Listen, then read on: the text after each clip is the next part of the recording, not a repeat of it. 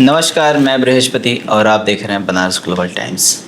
आज हम अमेरिका और ईरान के बीच हुए शांति प्रस्ताव पर बात करेंगे और इसका असर जियोपॉलिटिक्स और वर्ल्ड इकोनॉमी पे क्या पड़ा है इसके बारे में डिस्कस करेंगे। और उस डिस्कशन के लिए हमारे साथ जुड़े हुए हैं M.K. पांडे सर, जो कि एक आर्थिक विशेषज्ञ हैं और वर्ल्ड पॉलिटिक्स में अपना एक अध्ययन रखते हैं। सर, आपका हमारे शो में स्वागत है। धन्यवाद। सर, ईरान और अमेरिका का जो कॉन्फ्लिक्ट था उसका इतिहास क्या रहा? अच्छा सवाल है। पहले हम आपको धन्यवाद देते हैं कि आप बिल्कुल रेलेवेंट टॉपिक पर आप अपने दर्शकों के जानकारी के लिए इस शो को आयोजित किए हैं। इसके लिए मैं आपको बहुत धन्यवाद देता हूँ, साधुवाद देता हूँ। आज की यह घटना जब ये शुरू हुई थी और आज जब समाप्त होने के रास्ते पर है, ये हर घटना हर दिन पूरी दुनिया की अर्थव्यवस्था को प्रभावित करता रहा है, दुनिया के हर व्यक्ति की ज़िंदगी को प्रभावित करता रहा है। तो ये निश्चित रूप से एक ऐसा विषय है जिसमें सबका इंटरेस्ट है और जिस पर चर्चा की जाए वो अच्छा है, ताकि लोग अपना एक इन्फॉर्म्ड डिसीजन इसके बारे में बना सकें। ये जो आपका प्रश्न है कि अमेरिका और ईरान के जो कॉन्फ्लिक्ट हैं, इसका बैकग्राउंड क्या है, इतिहास क्या है, तो इसके बारे में देखिए ये जानना होगा कि अभी प्रधानमंत्री मोदी जी ने अपने उद्बोधन में G7 के ग्रुप के संबोधन में उन्होंने एक बात कही है जो बहुत ही महत्वपूर्ण है कि आज दुनिया में रिलेटेड कंट्रीज़ के बीच में ट्रस्ट का अभाव है। उनका यही स्टेटमेंट मैं पीछे लेके चल रहा हूँ इतिहास में। ये अमेरिका और ईरान का कॉन्फ्लिक्ट का जो इतिहास है ये बहुत ज़्यादा पुराना नहीं है। अधिक से अधिक आप मान के चल लीजिए तो करीब 75 years back, up to 1951 Iran का जो ऑयल रिसोर्सेज था ये ज़्यादातर ब्रिटिश कंपनी के इंटरेस्ट में का कंट्रोल था। 1951 में ईरान के तत्कालीन प्रधानमंत्री ने ऑयल इंडस्ट्रीज का नेशनलाइजेशन कर दिया। तो जब उन्होंने उसको नेशनलाइज किया तो उससे जो ब्रिटिशर कंपनीज जिसका इंटरेस्ट था उनका इंटरेस्ट थोड़ा प्रभावित हुआ। 1953 में अमेरिका का CIA एक ब्रिटेन का इंटेलिजेंस एजेंसी जो है, ऐसा कहा जाता है, इन लोगों ने मिल करके ईरान में एक विद्रोह कराया और तख्ता पलट किया। तख्ता पलट हुआ तो उसमें शाह रजा पहलवी को वहाँ का एक तरह से कहा जाए प्रधानमंत्री या शासनाध्यक्ष बनाया गया। शाह रजा पहलवी जो थे वो एक निश्चित रूप से अमेरिका के पसंद के व्यक्ति थे और वो उसमें 1953 में शाह रजा पहलवी बन गए वहाँ के शासनाध्यक्ष। और 1953 से लेकर के 1979 तक शाह रजा पहलवी का वहाँ पर शासन चला। ये वाला जो पीरियड था, चूँकि शाह रजा पहलवी अमेरिका के द्वारा ही एक तरह से कहा जाए स्थापित किए गए व्यक्ति थे और अमेरिका की पसंद थे, तो अमेरिका और ईरान के बीच में उस दौरान संबंध बहुत अच्छे रहे। और शाह रजा पहलवी काफ़ी लिबरल सोच के व्यक्ति थे और वो मॉडर्न लुकिंग, फॉरवर्ड लुकिंग विचारधारा उनके थी। तो ईरान का मॉडर्नाइजेशन काफ़ी तेज़ी से हो रहा था। जो हालत आज हम लोग UAE की देखते हैं, दुबई की देखते हैं कि वहाँ पर वर्ल्ड का जो कल्चर है, पूरी दुनिया के कल्चर वहाँ पर दिखलाई पड़ते हैं, आमतौर पर जो इस्लामिक कल्चर है उस पर नहीं है। तो शाह रजा पहलवी के दौरान भी वही था।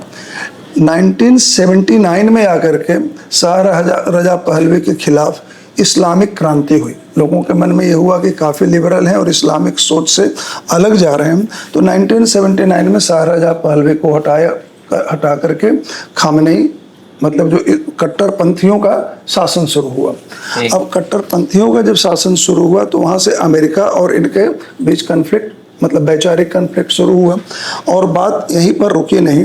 अब लोगों को याद होगा कि 79 से 81 के बीच में करीब 450 दिनों तक अमेरिकी दूतावास के सारे कर्मचारियों को बंधक बनाकर रखा गया था। 450 दिन, लगभग 444 दिन, 445, मतलब ऐसा 450 दिन के आसपास एक वो कन्फ्लिक्ट रहा।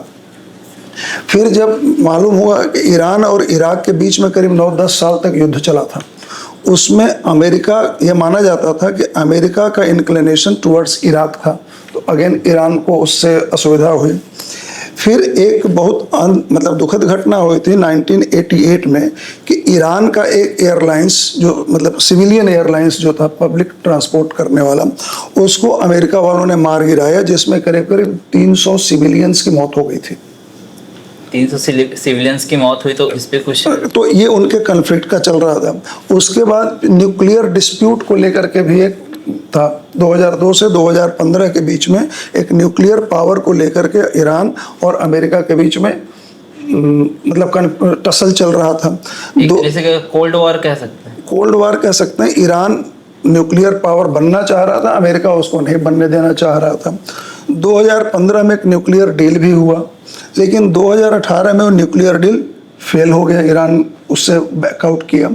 और ईरान ने अपने प्रॉक्सी क्रिएट की, जैसे 3H के नाम से हम लोग जानते हैं, हिजबुल्ला, हुती, ये जो करके जो थे, ये प्रॉक्सी जो ईरान इनको स्पॉन्सर करता था और ये अमेरिकी इंटरेस्ट के खिलाफ काम करते थे, ये उनका मानना था। तो ये मोटा मोटी जब से हम लोग देखते आ रहे हैं, तो ये उनके कन्फ्लिक्ट का या डिस्ट्रस्ट का एक बैकग्राउंड है। और उस बैकग्राउंड में आगे बढ़ते हुए आप ये देख लीजिए, ये बिल्कुल परसेप्शन का सवाल था। जो ईरान का पॉइंट ऑफ व्यू था कि यूएसए ने उनके चुनी हुई सरकार को हटा दिया, ये ईरान का पर्सपेक्टिव था।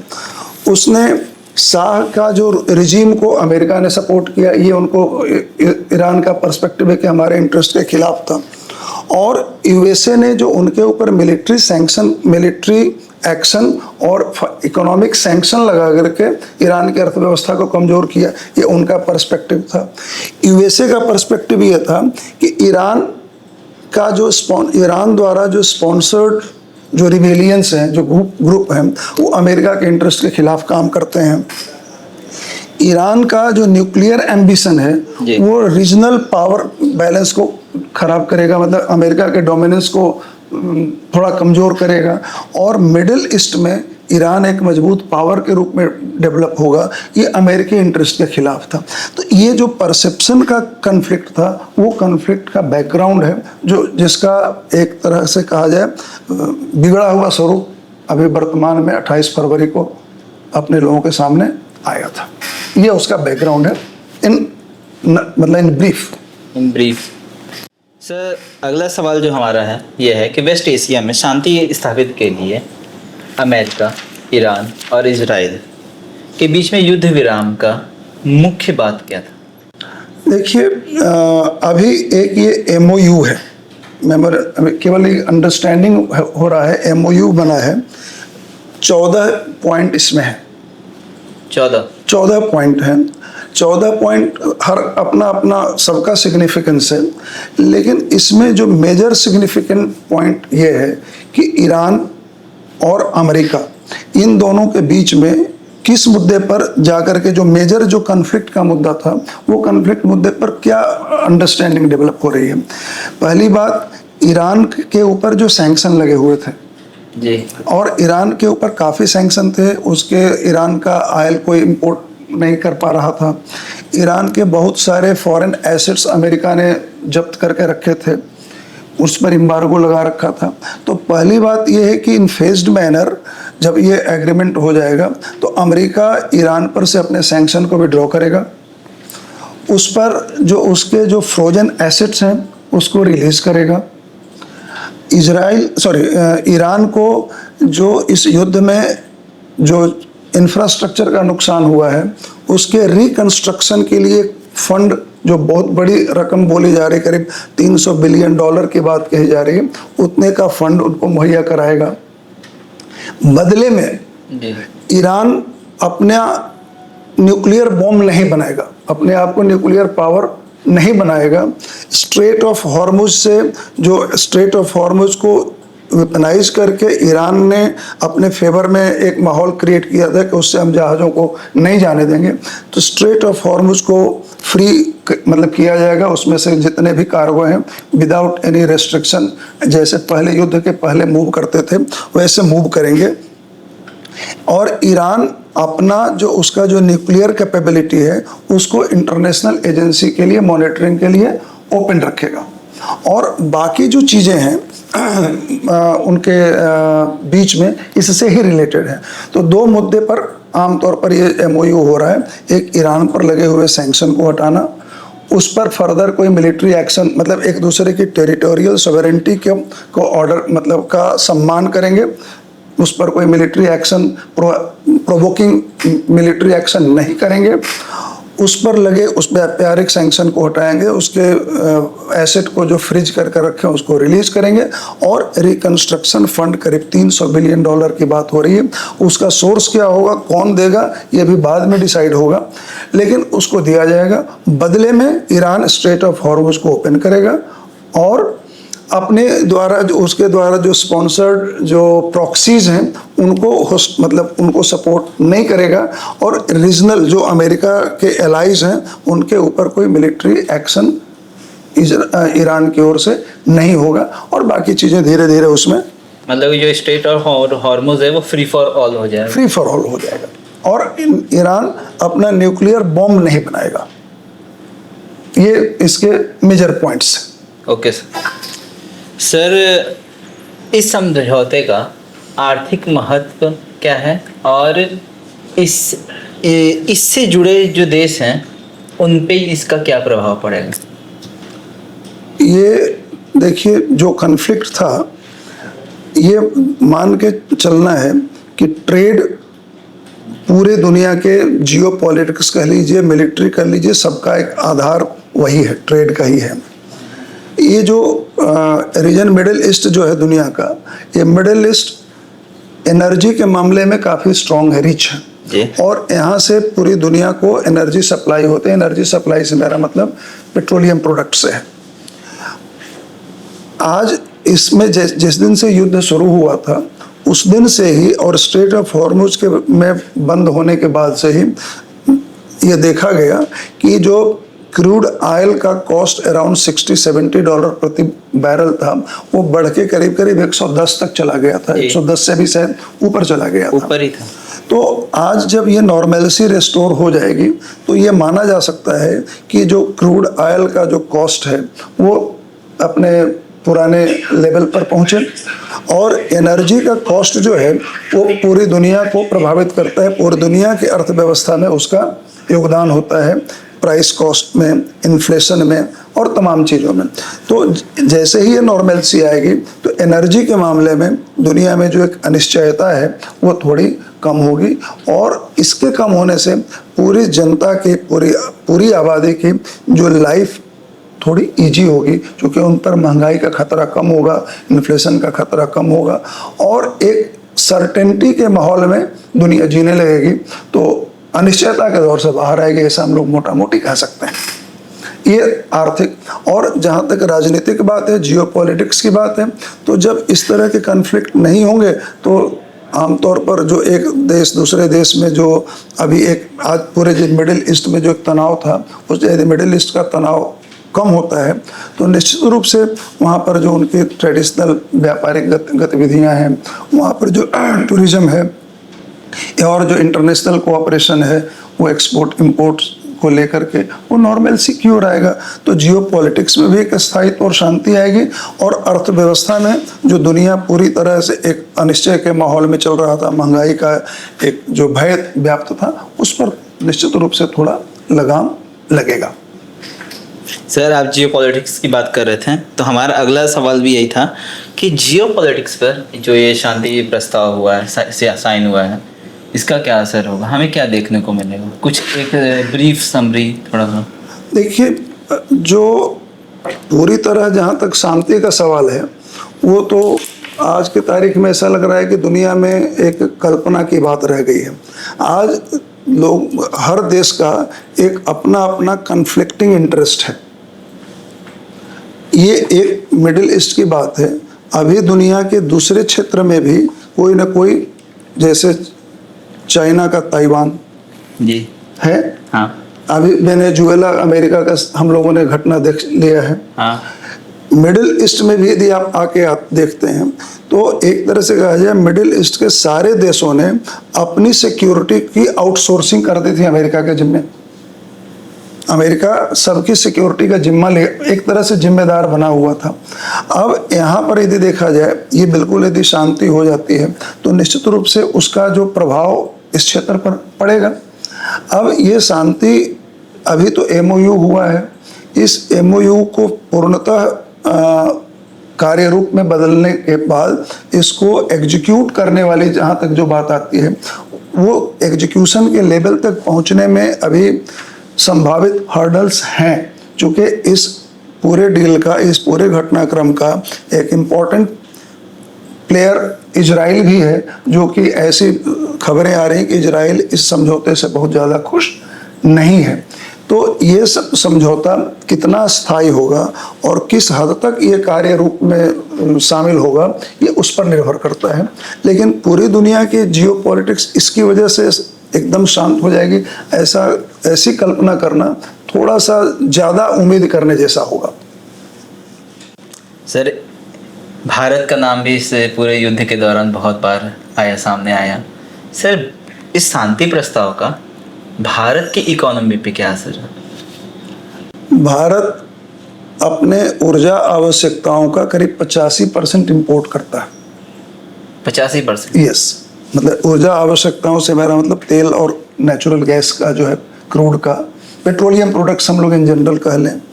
फर्टिलाइजर मोर देन 50% हम इंपोर्ट करते हैं, और उसका करीब जो हमारा फर्टिलाइजर का जो इंडियन रिक्वायरमेंट है, उसका करीब करीब 70% इस रीजन से आता है, मिडिल ईस्ट से आता है। तो इस पूरे कन्फ्लिक्ट में इंडिया का पेट्रोलियम के मामले में डिपेंड हमारा मतलब एक तरह से कहा जाए, हम लोग बहुत डेलिकेट सिचुएशन से चल रहे थे, बड़ी अनसर्टेन सिचुएशन से चल रहे थे। हमारा कृषि प्रधान देश है, हमको फर्टिलाइजर्स की ज़रूरत है, अदरवाइज हमारा एग्रीकल्चरल आउटपुट कम होगा। अब यदि ये नॉर्मेलसी आती है तो हमारे यहाँ जो इंटरनेशनल लेवल पर जो क्रूड के दाम बढ़ रहे थे, क्रूड के दाम घटेंगे तो हमारा इंपोर्ट बिल घटेगा। इंपोर्ट बिल घटेगा तो हमारा बैलेंस ऑफ पेमेंट फेवरेबल होगा। बैलेंस ऑफ पेमेंट फेवरेबल होगा तो आपके ऊपर एफडीआई का प्रेशर कम होगा। पेट्रोलियम प्रोडक्ट सस्ते होंगे तो अपने देश में महंगाई, इन्फ्लेशन थोड़ा कम होगा। तो ये एक तरह से कहा जाए पूरी इकोनॉमिक एक्टिविटी एक दूसरे से माले की तरह गुथी हुई है। हर मतलब फूल एक दूसरे से जुड़े हुए, अंदर से जो धागा है, तो सारी एक्टिविटी को इस पेट्रोलियम प्रोडक्ट के अवेलेबिलिटी ने और उसके कॉस्ट ने एक धागे की तरह जोड़ रखा है।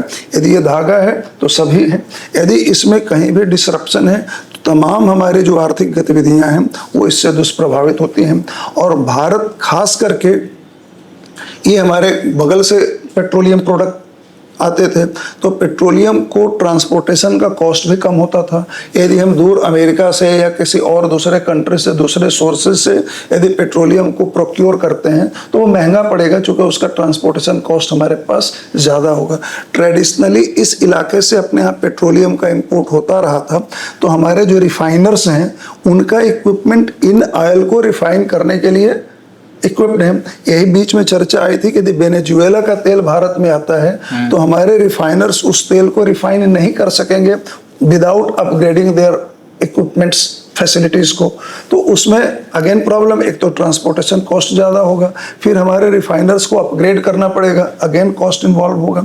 तो ईजी जो सस्ता रिसोर्स हमारे पास अवेलेबल था उसका ऑल्टरनेटिव्स महंगा होगा। जब वो महंगा होगा तो इनपुट जब महंगा होगा तो सारे कुछ महंगे होंगे। तो यदि महंगाई पर हमारा नियंत्रण हो सकता है इसकी वजह से, तो इस देश के पूरी 140 करोड़ 145 करोड़ जनता, अमीर से गरीब तक, हर व्यक्ति पर इसका सकारात्मक प्रभाव पड़ेगा। सर इसी में सर एक छोटा सा, जो आप ट्रांसपोर्ट की बात कर रहे थे सर, बीच में ये भी खबर आई थी कि ट्रांसपोर्टेशन कॉस्ट भी बढ़ रहे हैं हर बिजनेस सेक्टर में। सर, क्या इसका भी असर देखने को मिलेगा कि मतलब कि थोड़ा कॉस्ट कटिंग होगी?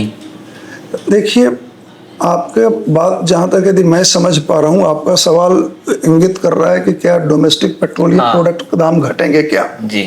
यदि आपका सवाल ये है तो इसका उत्तर समझने के लिए हम लोगों को 2-3 बातें जानना होगा। पहली बात ये है कि किसी भी देश में पेट्रोलियम की कीमत निर्धारित कैसे होती है।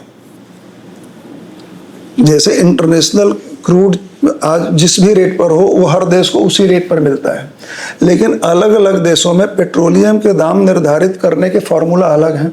जी। जैसे इंडिया, मतलब मैं बेसिक इंग्रेडिएंट में बता रहा हूँ, इंडिया में जितने हम लोग दाम सुनते हैं कि आज $83 प्रति बैरल हो गए, तो वो केवल क्रूड का दाम है, जो जहाँ से वो एक्सट्रैक्ट हो रहा है वो आएगा। अब उसके बाद उसका ट्रांसपोर्टेशन, फ्रेट, इंश्योरेंस रास्ते में लाने के लिए, फिर जब अपने देश में जैसे ही लैंड करेगा तो अपने देश का टैक्स, कस्टम्स लगेगा। फिर उसके बाद रिफाइनर्स का कॉस्ट, रिफाइनर में जाएगा, रिफाइनर्स का कॉस्ट।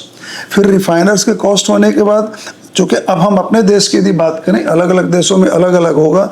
अभी भी हमारे यहाँ पेट्रोलियम जीएसटी में नहीं है, तो स्टेट का टैक्स। जी। फिर उसके बाद उसका ट्रांसपोर्टेशन का कॉस्ट, रिफाइनर से आउटलेट तक, डिपो और अल्टीमेटली पेट्रोल पंप या एंड यूजर तक पहुंचाने का ट्रांसपोर्टेशन का कॉस्ट, प्लस जो डीलर्स हैं उनका मार्जिन। ये सब तमाम चीज़ों को जोड़ करके पेट्रोलियम का कॉस्ट निर्धारित होता है।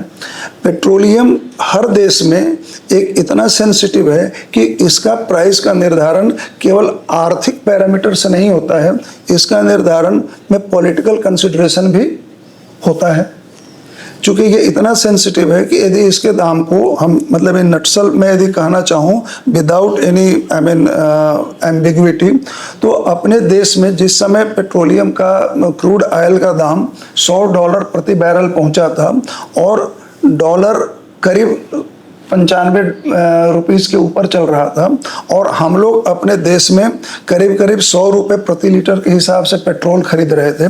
उस समय पेट्रोल का केवल आर्थिक कंसिडरेशन पर यदि दाम निकाला जाए तो करीब करीब 175 रुपये होना चाहिए था, केवल यदि आर्थिक बात करें तो।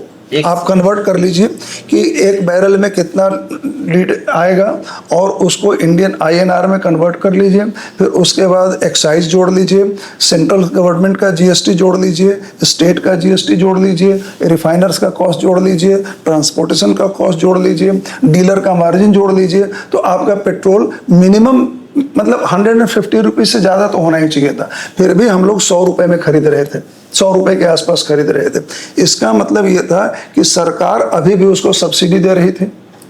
अब हो सकता है सरकार का पॉलिटिकल मनसा हो, कई बार ऐसे होते, पॉलिटिकली भी बहुत सेंसिटिव होता है प्राइसिंग। यदि 100 रुपये को बढ़ा करके 150 रुपये प्रति लीटर हो जाता तो पूरे देश में एक अराजकता जैसी स्थिति हो सकती थी। प्राइस, जो ट्रांसपोर्टेशन कॉस्ट उस हिसाब से बढ़ता, सारी महंगाई बढ़ती, तो सरकार ने उस प्राइस को कंट्रोल करके, मतलब सब्सिडी दे करके भी रोक के रखा। बीच में भी हम लोगों ने सुना था सेंट्रल गवर्नमेंट ने अपने एक्साइज ड्यूटी को 12 रुपये प्रति लीटर से घटा दिया था। तो ये सब तमाम मैकेनिज्म है। तो हर देश में प्राइस क्या होगा उस देश की सरकार की नीतियों पर निर्भर करता है। तो अपने देश में थ्योरेटिकली यदि देखा जाए तो यदि इंटरनेशनल प्राइस बढ़ गया तो यहाँ भी बढ़ जाना चाहिए, इंटरनेशनल प्राइस घट गया तो यहाँ घट जाना चाहिए। लेकिन ये सब कुछ होगा कब? उसमें एक सरकार का जो पॉलिटिकल कंपल्सन है उसको भी फैक्टर करना होगा। सरकार कब घटाना चाहती है, कितना बढ़ाना चाहती है, कितनी सब्सिडी देना चाहती है। एक समय, आप पता नहीं दर्शकों को याद होगा, केरोसिन जब बिकता था तो 2 रुपये 3 रुपये लीटर के हिसाब से बिकता था, 5 रुपये लीटर बिकता था। उसमें पता नहीं कितने 50 रुपये प्रति लीटर की सब्सिडी हुआ करती थी। तो ये सरकार की नीतियों पर निर्भर करेगा कि सरकार क्या सोचती है। लेकिन एकेडमिकली कहा जाए, यदि हमारा इनपुट कॉस्ट घट रहा है तो आउटपुट कॉस्ट भी घटना चाहिए। यदि हम सस्ता खरीद रहे हैं तो सस्ता बेचना चाहिए। लेकिन सस्ता बेचेंगे, कितना सस्ता बेचेंगे, अभी भी सरकार का यह तर्क होगा जो आर्थिक रूप से एक्सेप्टेबल है कि अभी भी अपने यहाँ पेट्रोलियम का कॉस्ट जो है वो सब्सिडाइज्ड है as compare to international market. Sir, international market की बात हो रही थी, तो सर हमारा जो लास्ट क्वेश्चन है ये मेरा लास्ट क्वेश्चन है, इसके बाद हमारे टीम के लोग आपसे क्वेश्चन करेंगे। सर, हमारा क्वेश्चन है कि ऊर्जा की सप्लाई और उनके रेट पर इस प्रस्ताव का क्या असर देखने को मिलेगा? देखिए, यदि सप्लाई चेन सुधर जाता है, सप्लाई चेन सुधरने से मेरा मतलब है कि अनइंटरप्टेड सप्लाई हो रही है, जी। तो अर्थशास्त्र का सामान्य सिद्धांत है, यदि सप्लाई है ठीक ठाक, डिमांड और सप्लाई में बैलेंस है तो प्राइस स्टेबल रहेगा। यदि डिमांड ज़्यादा है, सप्लाई कम है तो प्राइस बढ़ जाएगा, और उल्टा यदि डिमांड कम है, सप्लाई ज़्यादा है तो प्राइस घट जाएगा। तो इस पर भी लागू होगा। तो पहली बात जो अभी देखिए, इस पूरे करीब 100 दिन या जितने दिन भी ये कॉन्फ्लिक्ट चलता रहा, इस कॉन्फ्लिक्ट के चलते हमारे देश में ऊर्जा के मामले में बहुत दाम की बढ़ोतरी नहीं हुई है। सप्लाई मिलता रहा, कहीं कहीं जो स्कैरसिटी हुई है, एक ह्यूमन साइकोलॉजी है, ह्यूमन टेंडेंसी है कि जब हमको पता चल जाता है कि कोई चीज़ की कमी होने वाली है तो हम अपनी आवश्यकता से ज़्यादा प्रोक्योर करके स्टोर करने लगते हैं। पेट्रोलियम मिनिस्ट्री ने एक आंकड़ा दिया था कि जितने gas cylinder per day, usually साल भर का एवरेज निकाला कि पर डे कितने सिलेंडर हमारे यहाँ बुक होते हैं जी। तो ऑल ऑफ ए सडन जब ये कॉन्फ्लिक्ट सामने आया तो उसमें करीब कुछ पर्टिकुलर डेज में पता चला कि 35% ज़्यादा सिलेंडर बुक होने लगे। कहने का मेरा मतलब है कि जिसके पास जहाँ के भी मौका लगा, तो जो पैनिक बाइंग कहते हैं कि भाई जहाँ से भी सिलेंडर भरवा के रख लो। इसीलिए सरकार को आपने देखा होगा बीच में डाला कि इतने दिन के भीतर, 20 दिन के पहले या 25 दिन के पहले दूसरा सिलेंडर नहीं मिलेगा, कुछ ऐसा किया गया। तो अपने यहाँ जो एक प्रोक्योरमेंट जो हो रहा था वो पैनिक प्रोक्योरमेंट हो रहा था, उसकी वजह से स्कैरसिटी हुई। अभी अपने देश में कुछ अपवादों को छोड़ करके पेट्रोलियम प्रोडक्ट के लिए अभी बिल्कुल ऐसी स्थिति नहीं हुई कि हम जा रहे हैं और नहीं मिल रहा है।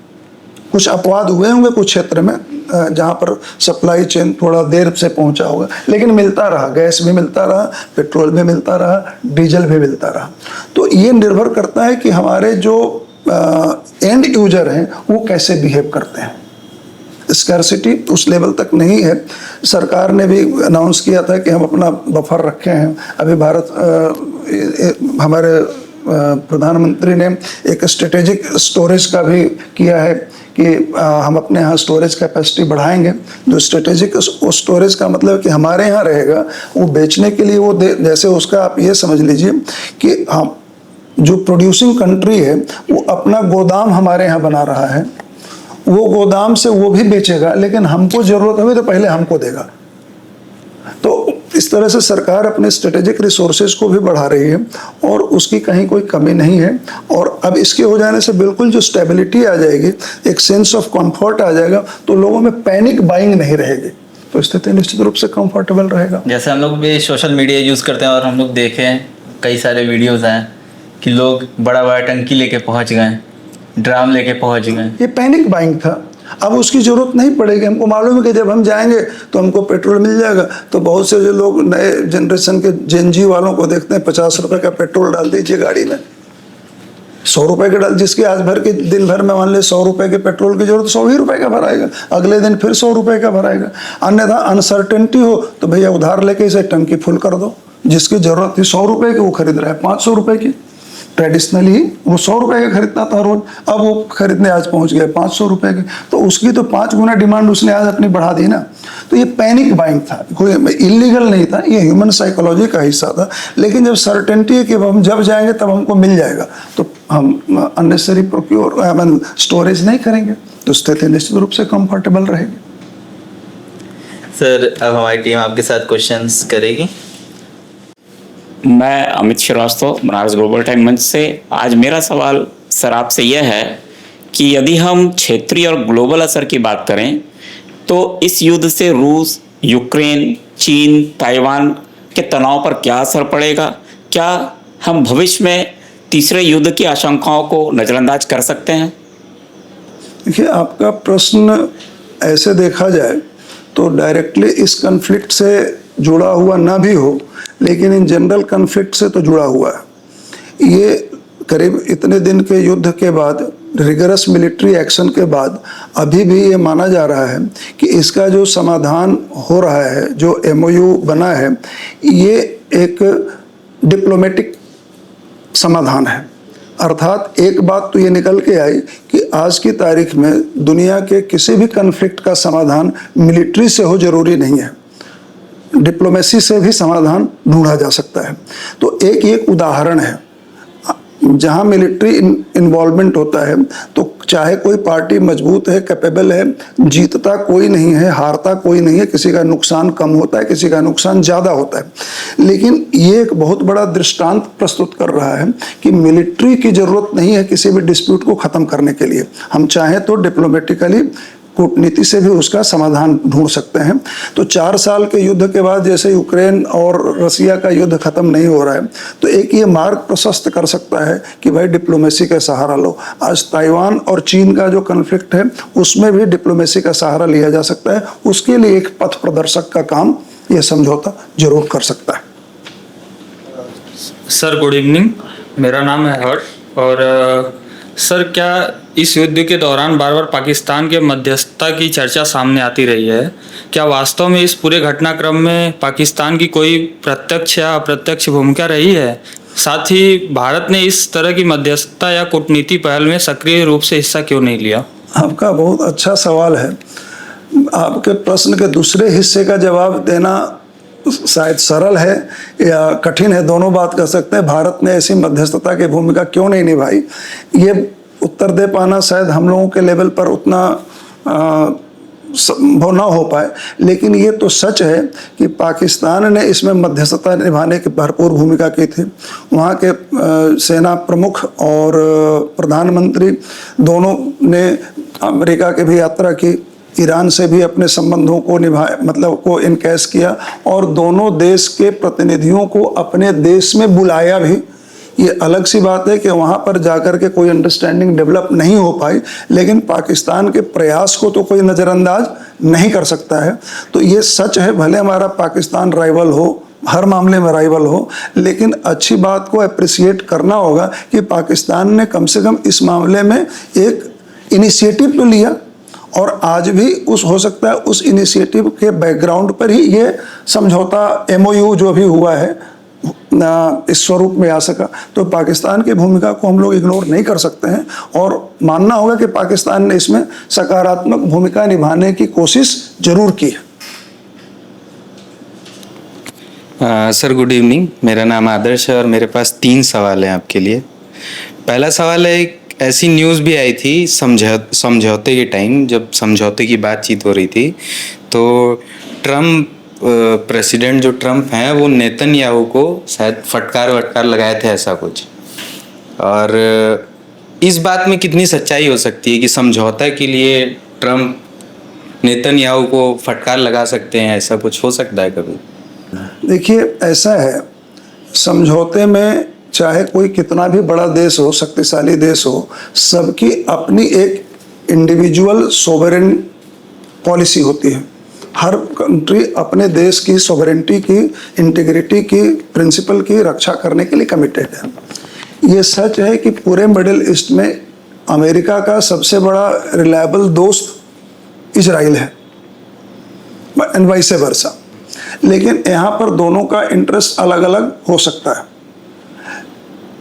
अभी ईरान के पास ऐसा कोई मिसाइल नहीं है जो डायरेक्ट अमेरिका को अटैक कर सके, लेकिन ईरान का सारा मिसाइल इजराइल को अटैक कर सकता है। तो वो उसके डायरेक्ट मतलब उसके मिलिट्री रेंज में है। यदि इनके बीच में कुछ कन्फ्लिक्ट है और अटैक होता है तो इजराइल पहले उसका टारगेट बनेगा। ईरान द्वारा समर्थित जितने भी प्रॉक्सीज हैं, 3H जिसको हम लोग कहते हैं, वो सारे के सारे ट्रेडिशनली इजराइल के खिलाफ काम करते हैं, उस पर आक्रमण करते हैं। तो इजराइल का इंटरेस्ट अमेरिका के इंटरेस्ट से बहुत हद तक अलग है। इजराइल का इंटरेस्ट एग्जिस्टेंस का इंटरेस्ट हो सकता है। यदि आज ईरान के पास परमाणु बम हो और ईरान परमाणु बम चलाना चाहे तो इजराइल एक छोटा सा देश है, पूरा देश तहस नहस हो सकता है। मतलब उसके एग्जिस्टेंस का सवाल हो, ये एग्जिस्टेंस का सवाल अमेरिका के सामने नहीं है। तो दोनों का इंटरेस्ट अलग हो सकता है। ये भी मीडिया में और ऐसे भी जनरल वर्ल्ड पॉलिटिक्स में चर्चा में आया कि इस युद्ध में जाकर के डोनाल्ड ट्रंप अपने आप को फंसा हुआ महसूस कर रहे थे, क्योंकि डोमेस्टिकली उनको इस युद्ध के लिए अपने अमेरिकी नागरिकों का समर्थन नहीं मिला। अमेरिका का मिलिट्री और पैसा काफ़ी इसमें खर्चा हो रहा था। तो एक ट्रंप साहब अपनी ओर से एक कह सकते हैं कि ग्रेसफुल एग्जिट का रास्ता ढूंढ रहे हैं। अब उस ग्रेसफुल एग्जिट के रास्ते में कहीं कोई ऑब्स्टेकल क्रिएट करेगा तो निश्चित रूप से उनको प्रिय तो नहीं लगेगा, जैसे कि इजराइल। नंबर 1। नंबर 2, ट्रंप साहब कब और क्या बोलते हैं इस मामले में इस दूसरे 10 ईयर में यह माना गया है कि उनका खुद का स्टेटमेंट अपने आप ही कल कंट्राडिक्ट करेंगे कि अगले मिनट कंट्राडिक्ट करेंगे, ये भी मतलब एक धारणा बनी हुई है। मतलब मोस्ट पावरफुल पर्सन और most unreliable so far as statement is concern. तो ऐसे अपेरेंटली ये जरूर लगता है कि इजराइल यदि इस समझौते से खुश नहीं है तो वो चाहेगा कि हमारे हित में समझौता हो। ट्रंप साहब का इंटरेस्ट ये होगा कि युद्ध खत्म हो, हमको एक ग्रेसफुल एग्जिट का रास्ता मिले। तो इस संभावना से इनकार नहीं किया जा सकता कि दोनों में किसी इस मुद्दे पर मतभेद हो सकता है। अब रही डांटने की बात, ये तो अंदर की बात हो सकती है, लेकिन इसलिए इनकार नहीं कर सकते कि ट्रंप का इतिहास रहा है कि मीडिया के सामने, प्रेस के सामने उन्होंने एक राष्ट्रपति को डांटा था ही, यूक्रेन वाले राष्ट्रपति को, जेलेंस्की को। तो उस हिसाब से लगा सकते हैं कि शायद उनसे उन्होंने अपनी नाराजगी व्यक्त की हो। सर, मेरा दूसरा सवाल इसी से रिलेटेड है कि जैसे आपने बताया कि यूएसए की लड़ाई थी नहीं, लेकिन फिर भी वो बीच में आया और अब बाद में भले ही उनका दाव उल्टा पड़ गया हो, जिसके बाद समझौता होने जा रहा है या हो चुका है लगभग। लेकिन मेरा सवाल ये है कि इजराइल और ईरान की लड़ाई अब तक पूरी तरीके से ख़त्म नहीं हुई है, क्योंकि इजराइल लेबनान पे मिसाइल मार रहा है और इधर ईरान बोल रहा है कि जब तक इजराइल लेबनान पे हमला करेगा तब तक युद्ध को नहीं रोका जा सकता। तो सर, इस समझौते का इजराइल और लेबनान युद्ध से क्या फ़ायदा होने वाला है? देखिए, यही जो अभी एमओयू है और जो 60 दिन का समय डाला गया है इसको एग्जीक्यूटिबल फॉर्म में डालने के लिए, वो इसी तरह के जो डायलेमा हैं उनको रिजॉल्व करने का। ये बिल्कुल है कि डायरेक्ट ईरान का इजराइल से कन्फ्लिक्ट अभी तक इस युद्ध के पहले नहीं था, लेकिन प्रॉक्सी में तो थे। हिजबुल्लाह तो उस पर आक्रमण करता ही था जिसका अड्डा लेबनान बना हुआ था। तो और ये भी ओपन सीक्रेट है कि वो जो हिजबुल्लाह है उनका समर्थन, उनको स्पॉन्सरशिप ईरान करता था, चाहे आम से जो भी लेकर के। तो कॉन्फ्लिक्ट तो इनके बीच में है। तो इस तरह के जो डायलेमा है, जहाँ कहीं भी अभी जो स्पीड ब्रेकर हैं इस मामले में, वो उन्हीं को रिजॉल्व करने के लिए ये शायद 60 दिन का समय रखा गया है। ये एमओयू है। अभी इस एमओयू को एग्जीक्यूटिबल फॉर्म में लाने के लिए अभी बहुत लेवल पर कई स्तर की वार्ताएं होंगी और फिर उसके बाद कोई एक हो सकता है एमिकेबल स्वरूप मिल भी जाए, हो सकता है ना भी मिले, चूंकि ट्रंप ने यह भी कहा कि नहीं मिला तो हम फिर आक्रमण करेंगे। सर, मेरा आखिरी सवाल, इस समझौते से किसको क्या फायदा हुआ या फिर नुकसान, वो भी बता दीजिए। देखिए, इससे जो फायदे हैं, फायदे सभी को हैं। इस समझौते से पूरी दुनिया को फायदा है, लेकिन जो संबंधित मतलब जैसे रिलेटेड पार्टीज जो हैं, मेन रिलेटेड पार्टीज को हम लोग मान लें, एक और ईरान, अमेरिका, इजराइल या ओवरऑल मिडिल ईस्ट ऐसे कह लें। तो अपेरेंटली आज की तारीख में ज़्यादातर मीडिया रिपोर्ट आ रहा है कि ईरान विनर है। तो winner in the sense military winner नहीं है, लेकिन इस समझौते में विनर इसलिए है कि उसको फ़ायदा हो रहा है कि जो अमेरिका ने उनके ऊपर सैंक्शन लगाया था वो सैंक्शन विड्रॉ होगा। मतलब वो फ्रीली इंटरनेशनल ट्रेड कर सकते हैं। ईरान की जो फ्रोजन फॉरेन एसेट्स थे वो रिलीज होंगे, मतलब उनके यहाँ कैश फ्लो आएगा, वो पैसे अपने देश के मतलब अपने नॉर्मल जो उनकी एक्टिविटीज है उस पर वो खर्चा कर सकते हैं। इनको अब युद्ध की संभावना कम हो जाएगी तो उनको जो इंटरनल मिलिट्री पर अपना जो पैसा लगाना पड़ता था उस पर थोड़ा सा वो रिलैक्स हो सकते हैं। रिकंस्ट्रक्शन फंड जो $300 बिलियन का बताया जा रहा है वो ईरान को मिलेगा यदि ये समझौता हुआ तो 300 बिलियन डॉलर का फंड किसी एक कंट्री को मिल रहा है। तो ये बहुत बड़ा फंड है जिससे कि वो अपने यहाँ इंफ्रास्ट्रक्चर या और भी जो भी उनकी ज़रूरतें हैं उसको वो पूरा करेंगे। तो फाइनेंशियल कंसेप्ट में देखा जाए, उस पर्सपेक्टिव से, उस एंगल से देखा जाए तो ईरान को ज़्यादा उसमें फ़ायदा हो रहा है। ये अलग बात है कि ईरान को आर्थिक रूप से नुकसान भी ज़्यादा हुआ है इस डिवास्टेशन में, लेकिन इस MOU में ईरान इन मामलों में विनर हो रहा है। लेकिन अमेरिका को भी आप बिल्कुल लूजर नहीं कह सकते हैं। ऐसा नहीं कि जो ईरान का गेन है वो अमेरिका का लॉस है। अमेरिका भी एक ऐसे बहुत एक्सपेंसिव युद्ध में फंसा हुआ था जहां पर उसकी साख दाव पर थी, मिलिट्री एक्सपेंसेस मैमथ था, और एक जो अमेरिकन राष्ट्रपति का जो ग्लोबल छवि थी वो लगातार डेंट हो रही थी। अमेरिका की अथॉरिटी जो दुनिया में थी वो कम डाइल्यूट हो रही थी। अमेरिका का जो सबसे बड़ा स्ट्रेंथ उसका डॉलर की डोमिनेंस था। हर देश, हर संगठन ये प्रयास करने लगे थे कि डॉलर का कुछ विकल्प ढूंढा जाए। तो ये लॉन्ग टर्म में भी अमेरिका के लिए रिस्क था, उसकी अथॉरिटी पर रिस्क था। वो अब थोड़ी देर के लिए शायद हो सकता है कि वो रुके, तो ये उनका भी गेन है, मतलब उनको भी ये फायदा है। और पूरे दुनिया के इकोनॉमी को फायदा ये है कि एनर्जी का सप्लाई चेन रिस्टोर होगा। जो दुनिया में क्रूड के कॉस्ट बढ़ने की वजह से पूरे दुनिया में जो इन्फ्लेशन का या जो रिसेशन का जो खतरा था वो शायद कम होगा। मिडिल ईस्ट में शांति होगी। अमेरिका को रिस्क केवल ये है कि यदि न्यूक्लियर मतलब ईरान और पावरफुल हुआ, जैसे उसको सारे इंटरनेशनल उसके एसेट उसको मिल जाए, वो इंटरनेशनल ट्रेड और बढ़िया से करने लगे, 300 बिलियन डॉलर और उसको मिल जाए तो थोड़ा मजबूत होगा। तो इस क्षेत्र में थोड़ी हो सकता है उसकी मजबूती और बढ़े। उसकी मजबूती बढ़ना कहीं अमेरिका के लिए लगे कि हमारी अथॉरिटी थोड़ी डाइल्यूट हो, ये सब परसेप्शन की बात है। लेकिन ओवरऑल लूजर कोई नहीं है। एक लूजर का परसेप्शन इजराइल में हो सकता है, चूंकि इजराइल को ये लगेगा कि ईरान मजबूत होगा तो हमारे लिए खतरा बढ़ जाएगा। ईरान का न्यूक्लियर प्रोग्राम डिसमेंटल नहीं हुआ है, उसको ये कहा गया है कि वो सुपरविजन में होगा, तो उसके लिए जो खतरा पहले था वो बरकरार है। अभी भी अपने इस कमिटमेंट को ईरान कितना पूरा करेगा कि उसके जो प्रॉक्सीज को स्पॉन्सर करना बंद करे, ये परसेप्शन की बात है। But overall everybody is winner.